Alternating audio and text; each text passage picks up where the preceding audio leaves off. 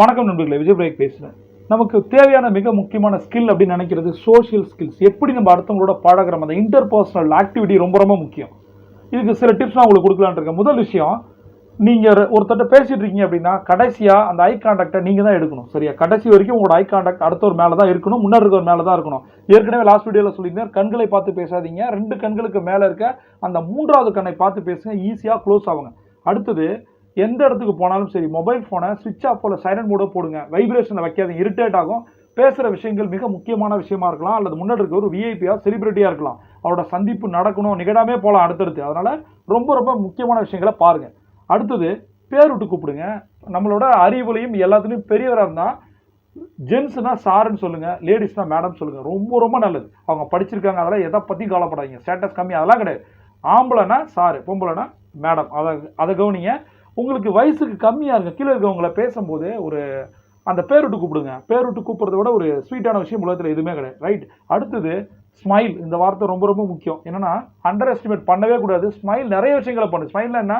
ஒரு புன்னகையை நம்ம எப்படி இருக்குன்னு பாருங்க. நான் எப்பயுமே சொல்லுவேன், mount road morning around 9:30 to 10:30 எப்படி இருக்கும் பாருங்க. நடமாடும் பிணங்கள் சொல்லுவேன் நான். வண்டியில் அப்படியே உட்காந்து உட்காந்துருக்க பாருங்க. மண்டே மார்னிங் பார்த்தீங்கன்னா செம அதிக ஹார்ட் அட்டாக் வரதே மண்டே மார்னிங் தான். சரி, அதை பார்த்தாலே இவனை பார்த்தாலே நமக்கு வந்துடும் ஹார்ட் அட்டாக். பட் நாமளாவது மாற்றி பார்ப்போம். ஒரு ஹாய் சொல்கிறது. நீங்கள் சில இடங்களில் பாருங்களேன், சில மனிதர்கள் ஜப்பானியர்கள்லாம் எடுத்துங்க, தெரிஞ்சோ தெரியலையோ அவங்க எப்படி ஒரு ஹாய் பாய் சொல்கிறாங்க, ஒரு ஹாய் சொல்கிறாங்க. ஒரு அப்படியே ஒரு பூ மாதிரி இருக்கு அவங்க மூஞ்சி. நம்ம மூஞ்சி மட்டும் ஏன் அப்படி இருக்குது? சும்பி போன டேஷ் மாதிரி இருக்குது. ஏன்?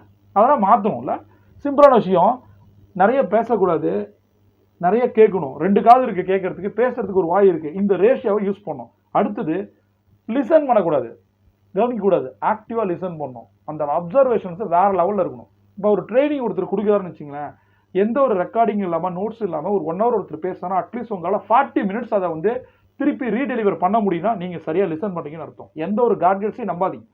லாஸ்ட் விஷயம் என்னென்னா, சில கொஸ்டின்கள் கேட்கும்போது முன்னாடி இருக்கவங்க வந்து அறிவுபூர்வமான விஷயங்கள் பேசுகிறாங்கன்னா அந்த கான்வர்சேஷன் போர் அடிக்காமல் இருக்கணும்னா சில கேள்விகள் கேட்கணும். அது பர்சனலாக இருக்கக்கூடாது, தேவையான விஷயமா இருக்கணும். அந்த மாதிரி கேட்கணும்.